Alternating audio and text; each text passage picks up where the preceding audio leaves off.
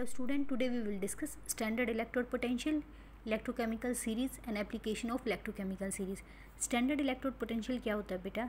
Standard electrode potential is the electrode potential of an electrode when concentration of ion in the solution is 1 molar and temperature is 298 Kelvin. कोई भी electrode हम जब बनाते हैं तो हम क्या कहते हैं? मेटल की रोड और उसी का सॉल्यूशन कॉन्टैक्ट में। तो ये जो सॉल्यूशन है, अगर इसकी कंसंट्रेशन क्या है 1 मोल पर लीटर, और सिस्टम ये हमारा क्या है ओपन सिस्टम होता है, तो टेम्परेचर क्या रहेगा जो रूम टेम्परेचर होता है, और टेम्परेचर क्या है 298 केल्विन। तो ये क्या होगा स्टैंडर्ड इलेक्ट्रोड पोटेंशियल, यानी कि इसने सारी जो कुछ भी हो रहा है इसमें ये स्टैंडर्ड कंडीशन में हो रहा है। लेकिन अगर आपका गैस इलेक्ट्रोड है, for example standard hydrogen electrode है, तो उसमें हमने बताया था हाइड्रोजन गैस को हम 1 एटमॉस्फेरिक प्रेशर पे पंप करते हैं। तो 1 एटमॉस्फेरिक प्रेशर पे अगर गैस जा रही है तो वो भी क्या है स्टैंडर्ड इलेक्ट्रोड रहेगा। तो इलेक्ट्रोड पोटेंशियल को स्टैंडर्ड होने के लिए कौन कौन सी कंडीशन को सेटिस्फाई करना पड़ेगा?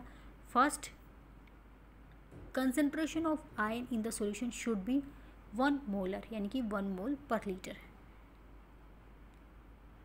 1 atmospheric pressure of each gas, अगर आप गैस पंप कर रहे हैं, आपका गैस इलेक्ट्रोड है, तो उसका प्रेशर क्या होना चाहिए गैस का 1 एटमॉस्फेरिक होना चाहिए, और टेम्परेचर क्या होना चाहिए 298 केल्विन और 25 degree Celsius, that is room temperature.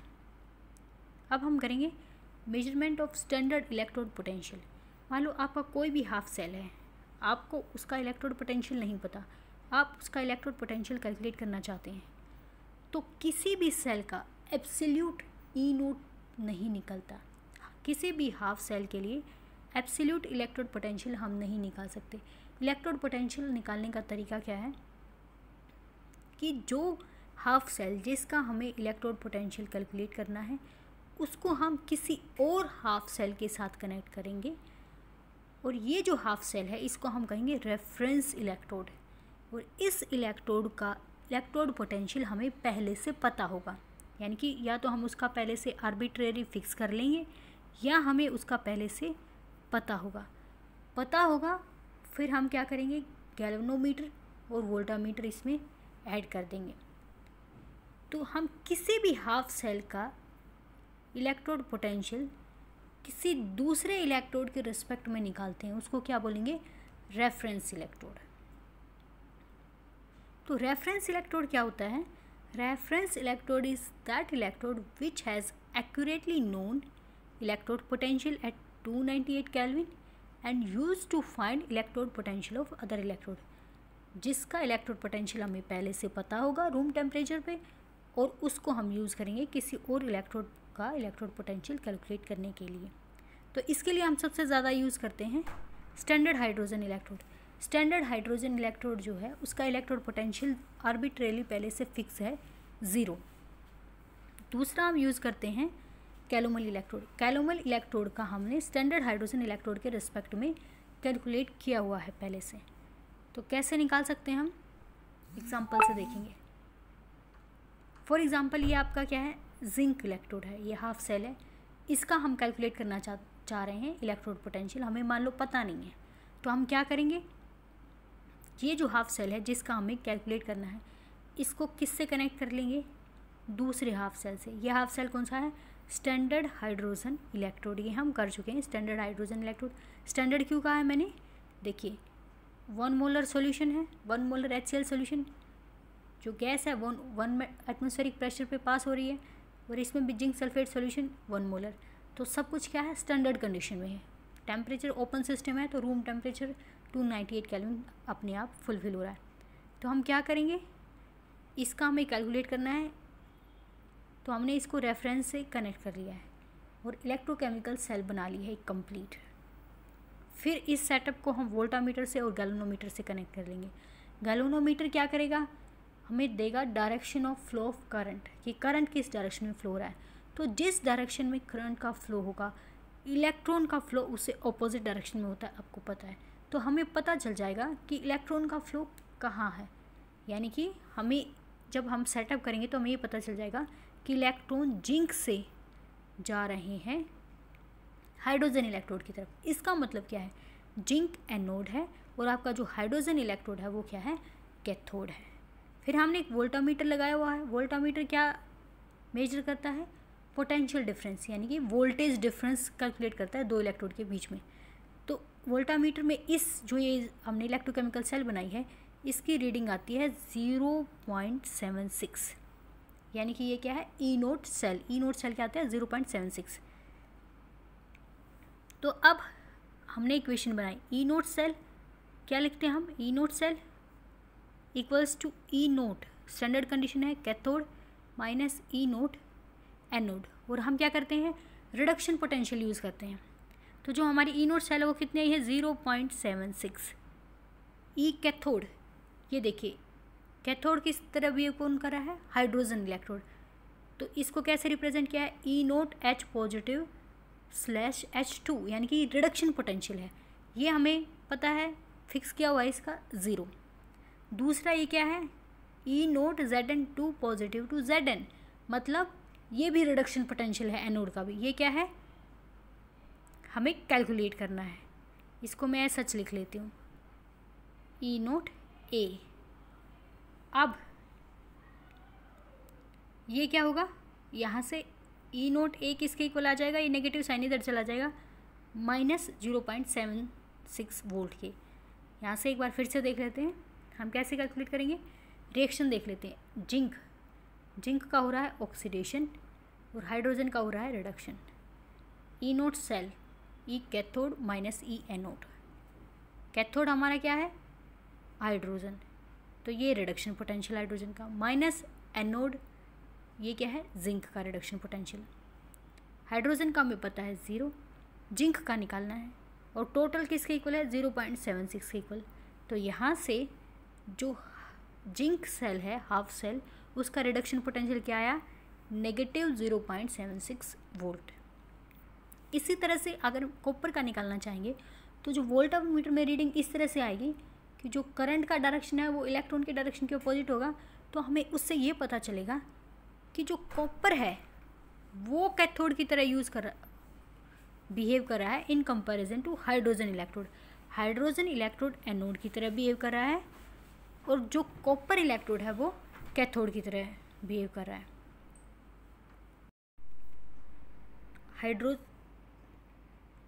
जो हाइड्रोजन इलेक्ट्रोड है वो एनोड की तरह बिहेव करेगा, और कॉपर इलेक्ट्रोड कैथोड की तरह बिहेव करेगा, और इसका जो टोटल रिजल्ट है वो क्या आएगा? 0.36 वोल्ट।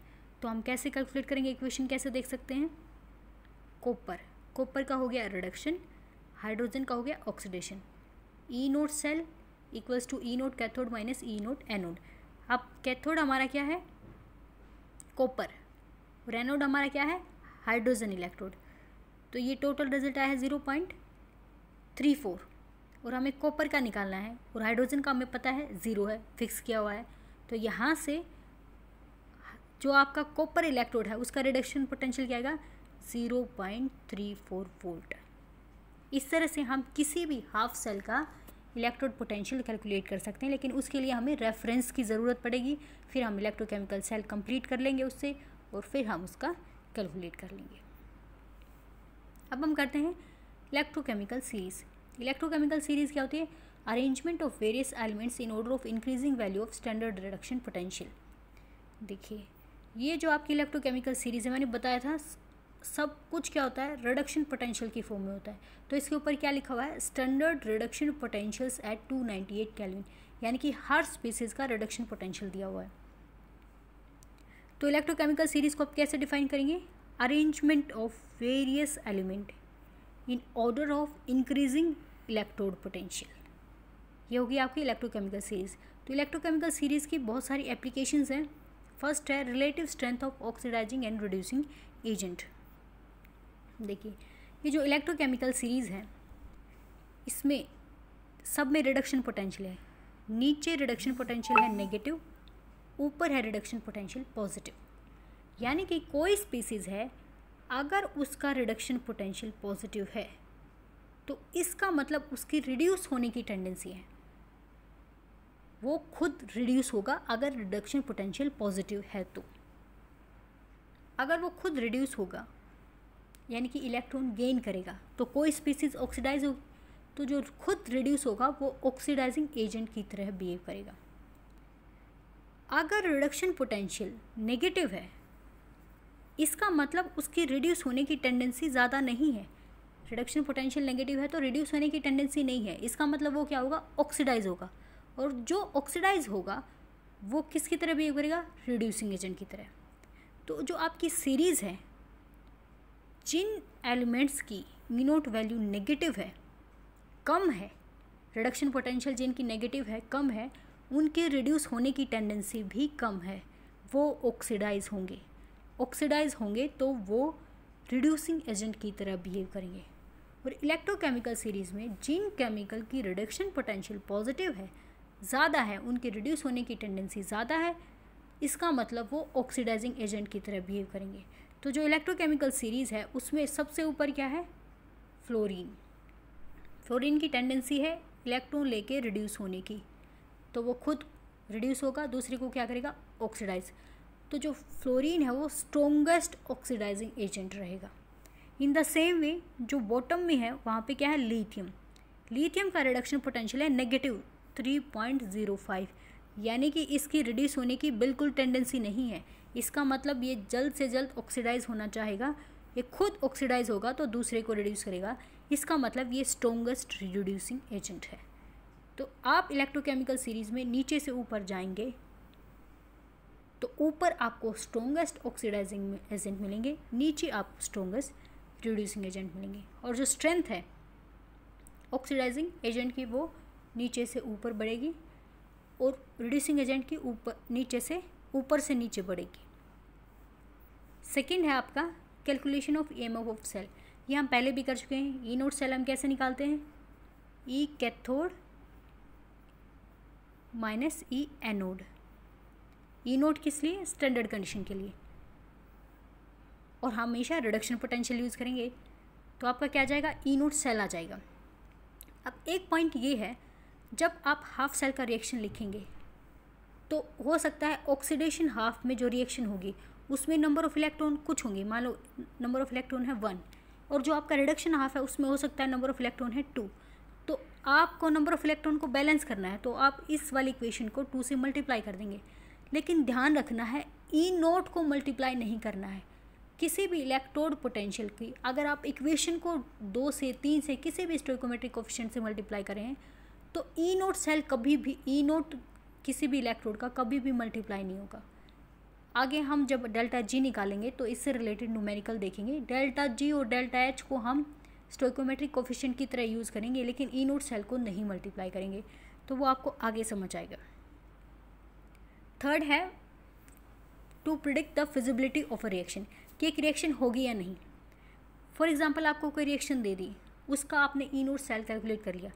अगर उसका ई नोट सेल क्या आता है, पॉजिटिव, तो वो रिएक्शन उस डायरेक्शन में फिजिबल है। अगर ई नोट सेल नेगेटिव आता है तो वो रिएक्शन उस डायरेक्शन में फिजिबल नहीं है। वैसे भी अगर आपको इलेक्ट्रोकेमिकल सीरीज़ ध्यान है तो मैंने कहा जिनका रिडक्शन पोटेंशियल क्या है, पॉजिटिव, उनकी रिड्यूस होने की टेंडेंसी है। जिनका रिडक्शन पोटेंशियल कम है, नेगेटिव है, उनकी रिड्यूस होने की टेंडेंसी नहीं है। तो ये जो मेरा एग्जांपल है क्वेश्चन में, इसमें क्या इक्वेशन दी है, कॉपर 2 पॉजिटिव से कॉपर सॉलिड बन रहा है, यानी कि कॉपर का हो रहा है रिडक्शन, और सिल्वर सॉलिड से सिल्वर एक्वस पॉजिटिव बन रहा है, सिल्वर का हो रहा है ऑक्सीडेशन। मैं ये पता करना चाह रही हूँ ये रिएक्शन फिजिबल है या नहीं है। तो मेरे को कॉपर हाफ सेल है उसका रिडक्शन पोटेंशियल दिया है 0.34 वोल्ट, ये है reduction potential. In the same way जो सिल्वर है, सिल्वर का रिडक्शन पोटेंशियल दिया है 0.8 वोल्ट। अब सिल्वर वाले का रिडक्शन पोटेंशियल है 0.8 वोल्ट और कॉपर वाले का रिडक्शन पोटेंशियल है 0.34 वोल्ट। ज़्यादा वैल्यू किसकी है, सिल्वर की वैल्यू ज़्यादा है, तो सिल्वर की ज़्यादा टेंडेंसी है रिड्यूस होने की as compare to copper. Copper की वैल्यू रिडक्शन पोटेंशियल तो कम है, तो उसकी रिड्यूस होने की टेंडेंसी कम है, सिल्वर की रिड्यूस होने की टेंडेंसी ज़्यादा है। तो यहाँ पे क्या हो रहा है, सिल्वर का ऑक्सीडेशन, इसका मतलब ये रिएक्शन नहीं होगी, ये रिएक्शन फिजिबल नहीं है। आप सिर्फ रिडक्शन पोटेंशियल को देखकर बता सकते हैं कि कोई रिएक्शन फिजिबल होगी या नहीं। अगर जिस क्वांटिटी का रिडक्शन पोटेंशियल ज़्यादा है उसी का रिडक्शन हो रहा है तो रिएक्शन होगी फिजिबल। अगर रिडक्शन पोटेंशियल कम है तो नहीं होगी। ई नोट सेल से भी देख लेते हैं हम इसका।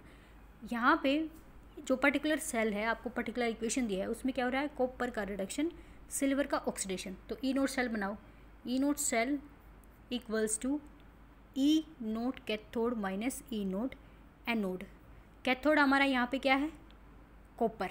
कॉपर का वैल्यू कितना है, ये रिडक्शन पोटेंशियल ही है तो हमें चेंज करने की ज़रूरत नहीं है, 0.34। एनोड हमारा क्या है, सिल्वर, नेगेटिव, और ये क्या है 0.8। अब जो भी रिजल्ट आएगा वो क्या आएगा, नेगेटिव आएगा, यानी कि ई नोट सेल क्या है, नेगेटिव है, तो रिएक्शन आपकी फिजिबल नहीं होगी। या तो आप ई नोट सेल से बोल दें या सीधा देख के भी, अगर आपका बेसिक कंसेप्ट क्लियर है तो आप सिर्फ रिडक्शन पोटेंशियल देखकर बता सकते हैं कि रिएक्शन फिजिबल है या नहीं। दूसरा, फोर्थ जो एप्लीकेशन है वो है to predict whether a metal can liberate hydrogen और नॉट। हाइड्रोजन लिबरेट करने के लिए क्या होगा, मान लो कोई मेटल है, एसिड से रिएक्ट कर दिया, H2SO4 से या HCl से। तो मान लो मैंने जिंक का एग्जांपल ले लिया है, तो जिंक ने HCl से रिएक्ट किया तो क्या बनाया, जिंक क्लोराइड और हाइड्रोजन गैस। अब इस रिएक्शन में क्या हो रहा है, जिंक Zn2 पॉजिटिव में कन्वर्ट हो रहा है, 0 से +2 में ऑक्सीडेशन हो रहा है जिंक का, और हाइड्रोजन का क्या हो रहा है, रिडक्शन। हाइड्रोजन यहाँ पे +1 में था, इधर 0 में चला गया है। तो हर वो मेटल हाइड्रोजन लिबरेट कर देगी एसिड से जिसका रिडक्शन पोटेंशियल हाइड्रोजन से कम होगा। मान लो हाइड्रोजन का रिडक्शन पोटेंशियल क्या होना चाहिए, ज़्यादा, तभी तो वो रिड्यूस होगी, और जो मेटल है उसका रिडक्शन पोटेंशियल होना चाहिए कम, तभी तो वो ऑक्सीडाइज होगी। यहाँ पे मेटल हो रहा है ऑक्सीडाइज और हाइड्रोजन हो रहा है रिड्यूस। तो जब हम इलेक्ट्रोकेमिकल सीरीज़ देखेंगे तो देखिए इस सीरीज़ में हाइड्रोजन का रिडक्शन पोटेंशियल है 0। तो इस सीरीज़ के नीचे जितने भी मेटल्स हैं उनका रिडक्शन पोटेंशियल नेगेटिव है, यानी कि उनके रिड्यूस होने की टेंडेंसी नहीं है हाइड्रोजन के कंपैरिजन में। अगर हाइड्रोजन आएगा या इनमें से कोई मेटल आएगा तो हाइड्रोजन रिड्यूस होगा और मेटल क्या होगा, ऑक्सीडाइज, और इसी प्रोसेस में क्या निकलेगा, हाइड्रोजन गैस। तो इलेक्ट्रोकेमिकल सीरीज़ में हाइड्रोजन से नीचे जितने भी मेटल हैं वो सब हाइड्रोजन लिबरेट कर देंगे एसिड के साथ रिएक्ट करके, और ऊपर वाली मेटल हाइड्रोजन, कोई भी एसिड है उसके साथ रिएक्ट करके हाइड्रोजन लिबरेट नहीं करेंगे। इनफ फॉर टुडे बेटा, थैंक यू।